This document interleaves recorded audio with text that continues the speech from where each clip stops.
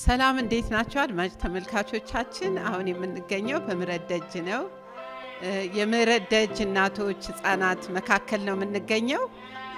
እንግዲህ እዚህ አካባቢ ዳቦ አለ፣ ብዙ ደስ የሚሉ ነገሮች አሉና የምህረት ደጅ እናቶች በሰላም አመቱን ስለተሻገሩ ደስ ብሏቸው በራሳቸው ተነሳሽነት ይህንን ማዕድ አዘጋጅተዋል። እነዚህ ፊት ለፊታችን የምታዩትን እግዚአብሔር በሰላም ካደረሰን ብለው እግዚአብሔርን ለማመስገን ይህንን ፕሮግራም አድርገዋል።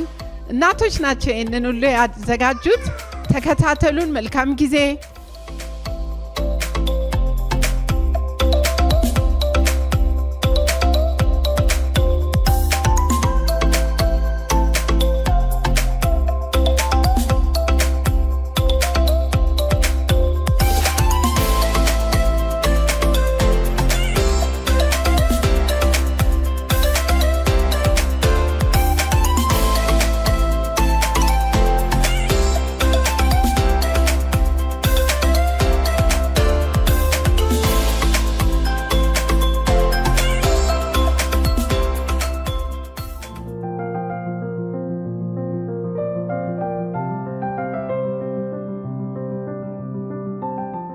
ሰላም ሰላም አድማጭ ተመልካቾቼ እንደምን ከርማችኋል? እንደምን ሰንብታችኋል? እንደሚታወቀው የምህረት ደጅ እንግዲህ ብዙ አብራችሁ የምትቆሙ ሰዎች አላችሁ፣ በየወሩ የምታስገቡ ታማኞች። እግዚአብሔር ይባርካችሁ፣ ተባረኩ። አሁን ደግሞ ብዙ ሰዎች ለመቀበል ዝግጅታችንን እየጨረስን ነው። ቤታቸውን ኑራቸውን የማየት ስራ ብቻ ነው የሚቀረን እና ለነሱ ሰዎች እንፈልጋለን፣ የሚያግዘን ሰው እንፈልጋለን እና እነሱ አሁን በገፍ ከ20-25 ሰው ልናስገባ ነው ያሰብነው ያቀድነው። ምክንያቱም አንድ 18 ሰው እንደገና አንድ 10 ሰው የተዘጋጁ አሉ። ከዛም በላይ እንግዲህ ደጁ ላይ በጣም ጩኸት አለ። ጩኸቱ ከፍተኛ ነው። በተለይ እኛ ትኩረት የምናደርገው እንደዚህ አይነት ልጆች በተወለዱ ሰዓት ባሎች ወንዶቹ ባሎቻቸው ጥለዋቸው ይሄዳሉ። እናት ልጁን አዝላ መከራ ነው የምታየውና እንደሱ አይነቱን ነው በጣም ትኩረት የምናደርገው። ቅድሚያ የምንሰጠው ለነሱ ነው። ለነሱ በጣም ቅድሚያ እንሰጣለን፣ ምንም እርዳታ ለሌላቸው ሰዎች እና ዛሬ የመጣሁት ወደ እናንተ እነዚህ ሰዎች መርዳት ብንጀምር ከ3000 ብር ጀምሮ ወራዊ ገቢ ብታስገቡላቸው። እኔ አንድ ሰው እችላለሁ። ደግሞ 2 ጓደኛሞች አንድ ሰው ቢችሉ፣ እንደገና በየቸርቹ ደግሞ የእህቶች ህብረት አለን አይደል? አሁን የቸርች የእህቶች ህብረት አለ። እስቲ ህብረት ፈጥረን አንድ ሰው ብንረዳስ፣ በወር አንድ ሰው ብናቋቁም፣ ሂደን የምህረት ደጅ የቷን ነው የምትሰጡን ብላችሁ አነጋግራችሁ ከነ ልጇ ተዋውቃችኋት በዓል ሲሆን በቃ ልጅ አለን ብለው ማሰብ። እኛ እኮ አንዲት ሴት አንድ ቤተሰብ እየረዳን ነው ብሎ ማሰብ ራሱ እንዴት እፎይታ መሰላችሁ! ሰው መርዳት እንቅልፍ ይሰጠናል፣ ሰላም ይሰጠናል። ደግሞም ለእግዚአብሔር ማበደርም ነው። ሁሌ ነው የምለው ይሄን ቃልና ቃሉ ስለሚል እና እስቲ አንድ ቤተሰብ የኔ የምትሉት 10 ሆናችሁ 3 ሰው ብትይዙልን፣ 5 ሆናችሁ 3 ሰው ብትይዙልን፣ እንዲህ እኮ ልባችሁ የሚቃጠል በየቸርቹ ግን መንገዱ የጠፋባችሁ ሰዎች ትኖራላችሁ። እርግጠኛ ነኝ ደግሞ መንገዱ ጠፍቶባችሁ ነው እንጂ ልባችሁ ውይ ስፍስፍ የምትሉ አላችሁ። እና እኔ አሁን መንገድ ማሳየት እፈልጋለሁ። 2 ሆናችሁ 5 ሆናችሁ 10 ሆናችሁ 2 ሰው በጣም ምንም የለኝም ካላችሁ 10 ሆናችሁ 1 ሰው ይበቃል እኮ በየወሩ 3000 ብር ለነሱ ማስገባት። እንዲህ ብታደርጉልን የተለየ ሙያ አሁን ለምሳሌ በፌስታል ጫማ የምትሰሩ ሰዎች፣ በፌስታል ላስቲክ ፕላስቲክ ቦርሳ የምትሰሩ ሰዎች መታችሁ ስልጠና ብትሰጡልን፣ ልዩ ልዩ የእጅ ስራ ሙያ ያላችሁ ሰዎች፣ እኔ ገጠር ነኝ እንዲህ አይነት ነገር አላቅም የምትሉ እንኳን ስንደዶ አለላ እናንተ አካባቢ ይኖራል። ይሄ ደግሞ ቀላል ነው፣ ይረክሳል።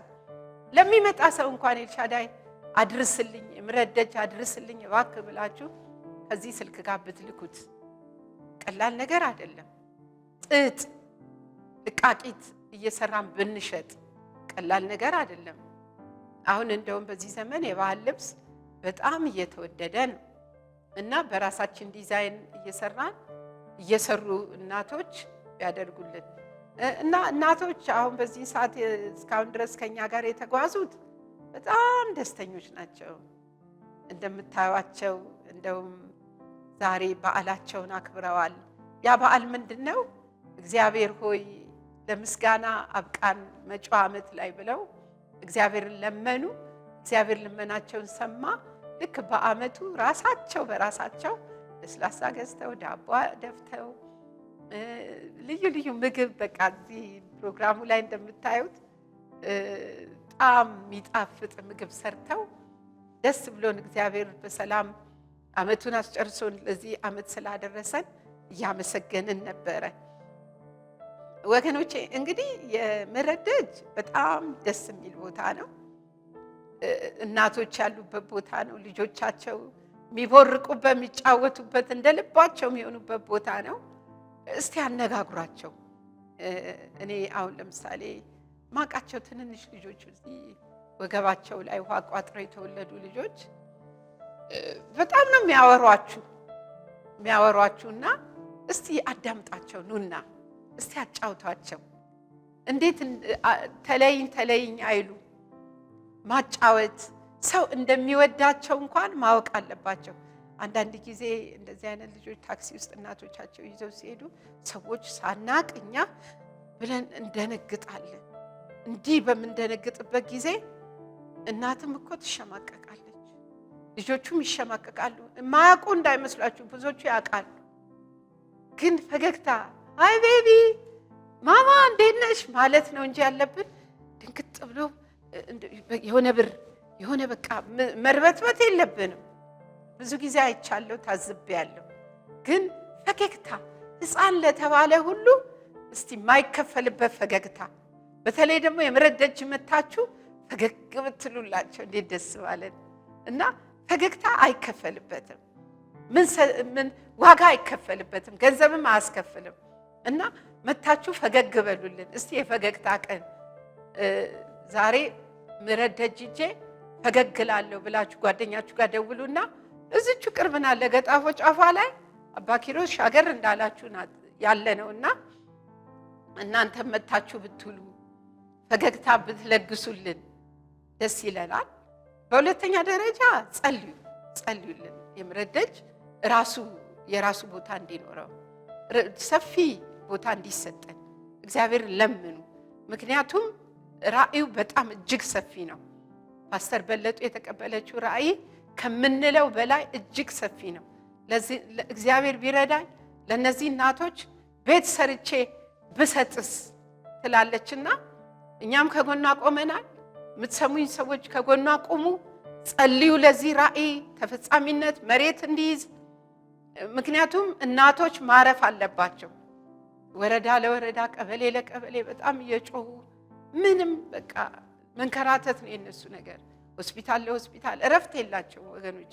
ምክንያቱም የልጆቻቸው ማቃሰት እረፍት የሚሰጥ አይደለም፣ የሚያስተኛ አይደለም፣ ይጨንቃል። ጎርነን ኩርኩር ይላሉ። ማቅሰው እንደውም በቃ ድንግጥ ብሎ ካሁን ሳቸው የሚሞቱ ነው የሚመስለው። ግን ያ ነገር ደግሞ መቀጠል የለበትም። ሆስፒታል ይሄዳሉ። በቃ ምልልስ ነው ሆስፒታል ኑሯቸው እንደዛ ነው። ሰርተው መብላት፣ ማጌጥ፣ ልብስ ማጠቢያ ምናምን ጊዜ የላቸውም። የምሕረት ደጅ ነው እየመጡ አረፍ የሚሉ ፀጉራቸውን ሰውነታቸው የሚታጠቡት ወገኖቼና በሶስተኛ ደረጃ የመጀመሪያው ኑና ፈገግ በሉልን፣ ሁለተኛ ኑ ጸልዩልን በያላችሁበት ቦታ። እግዚአብሔር የራሳችንን ቦታ ይስጠን፣ የራሳችንን ቤት ይስራልን። ይሄ የሚቻለው በእግዚአብሔር ነው። ጸልዩልን። በሶስተኛ ደረጃ በቁሳቁስ እርዱን። ቁሳቁስ በጣም ያስፈልገናል። የዳቦ መጋገሪያዎች ያስፈልጉናል፣ የእንጀራ ምጣዶች ያስፈልጉናል። ላስቲክ ማሸጊያ ቁሳቁሶች ያስፈልጉናል። እንደገና ደግሞ አላቂ ዕቃዎች ያስፈልጉናል። ሳሙና፣ የንጽህና መጠበቂያ፣ ለህፃናቱ ዳይፐር፣ እነዚህ ገላቸው የሚታጠቡበትን ማንኛውንም አላቂ ዕቃዎች ይዛችሁልን ብትመጡ፣ የአዋቂ ዳይፐር ይዛችሁልን ብትመጡ፣ ለእናቶች ሎሽን ይዛችሁልን ብትመጡ ደስ ይለናል። እኛ ሐሳቡ ብቻ እኮ ነው የሚበቃው። ሐሳቡ ብቻ በቂ ነው ወገኖቼ። ሌላው ደግሞ በገንዘባችሁ፣ በአራተኛ ደረጃ በገንዘባችሁ እንድትረዱን እንፈልጋለን። ሰው እንድትይዙልን እንፈልጋለን። ሰዎችን ሰፖርት እንድታረጉ እንፈልጋለን። አንደኛ ይህ የዜግነትም ግዴታችን ነው። አንድ የዜግነት ግዴታችን ነው። ሁለተኛ ደግሞ ከእግዚአብሔርም ዘንድም እኮ ድርሻችንን መወጣታችን ነው። የድርሻችንስ እና እኔ ቁርስ፣ ምሳ፣ መክሰስ፣ እራት እየበላው በቃ አሪፍ ጥሩ ለብሼ ጥሩ ነድቼ ጥሩ ምናምን እያረኩኝ በቃ መሞት ነው። እኔ ንጉሥ ሰለሞን ሲናገር የዚህ ዓለም ልፋት ከንቱ የከንቱ ከንቱ ነው አለ። ግርም የሚለኝ ቃል አለ። ምን ይላል? ሰው ሀብትን ያከማቻል አለ፣ በጥበብ ይሰራዋል አለ፣ ከዛ ለማያውቀው ላለፋበት ጥሎ ይሄዳል አለ። እኔ ለልጄ ነው ልንል እንችላለን። አሁን ለምሳሌ የብዙ ሚኒስትሮች በኃይለ ሥላሴ ዘመን የሚኒሊክ ቤት ነው ምናምን መንግስት እጅ ገብቶ ይሄ የነከሌ የራስ ከሌ ቤት ነው የቀኛዝማች ቤት ነው ምናምን ሲባል፣ አሁን እሳ ታዲያ ሲባል ምንም ዘር የለም፣ ሁሉም አልቋል። በቃ 7 ቤት ምናምን 10 ቤት አልቆ መንግስት እጅ ገብቷል ወገኖቼ። እና እኮ ዘር እያለቀ ይሄዳል። ግን እኛ ደግሞ ለማያልቅበት አምላክ ቤት ብንሰራ መዝገባችን ባለበት እዛው እየሆነ ደሞዛችንን ደግሞ እዚሁ ምድር ላይ 100 እጥፍ የሚከፍልልን ጌታ ስላለን ዘራችንን እንዝራ፣ እንርዳ። ሰው የሚረዳ ሰው ሲደህያ አይቻላቅም። ምክንያቱም እግዚአብሔር እያበደረ ከእግዚአብሔር አጠገብ እየሆነ ጻድቅ ሲራብ ዘሩ እህል ሲለምን አይቻላቅም አለ ዳዊት። ለምን ብለን ስንል ጎለመስኩ አረጀሁም፣ ግን አንድ ነገር አስተዋልኩ አለ። በዚህ ጎረምስ ሳድግ ሳረጅ ጻድቅ ተርቦ ልጆቹ የልጅ ልጆቹ ዘር ማንዘሩ እንጀራ ለማኝ ሆኖ አይቻላቅም አለ። እግዚአብሔር ነው ለልጅ ልጅ እንኳን ጻድቅ ሰው ለልጅ ልጆቹ ሀብትን ያወርሳል ይሌለ። ይህንን ጤና የሚሰጥ እግዚአብሔር ነው። ብርታት የሚሰጥ እግዚአብሔር ነው። የተባረኩ ልጆች የሚሰጥ እግዚአብሔር ነው። ምን ስናረግ ዘር ስንዘራ፣ እኔ እጃችሁን እየጠመዘዝኩ አይደለም፣ በነገራችን ላይ መጽሐፍ ቅዱስ ስለሚናገር ነው። አንድ ሰው ላይ ብቻ ሸክሙን ካስቀመጥን ያን ዕቃ ተሸክሞ ያ ሰው ይንገዳገዳል። ግን አንዳንድ ነገር ብንረዳው ይደገፋል፣ ረጅም ጊዜ ያገለግላል ያ ሰው። ለዚህ ነው ፓስተር በለጡ ብቻዋን እንግዲህ ብዙ ነገር ደፋ ቀና ትላለች እና እኛ ደግሞ ከጎኗ ስንቆም ስንረዳት ረጅም ጊዜ ታገለግልናለች፣ ረጅም ጊዜ ብዙዎቹን ትታደጋለች። ለዛ ነው እንከፋፈል፣ እንደ ኢትዮጵያዊ እንከፋፈል፣ እንደ እግዚአብሔር ሕዝብ እንከፋፈል፣ እንደ ልባችን ርኅራኄ እንከፋፈል፣ እንረዳዳ። እግዚአብሔር ይባርካችሁ። ስለሰማችሁኝ በጣም ነው የማመሰግነው። እግዚአብሔር ይስጥልኝ።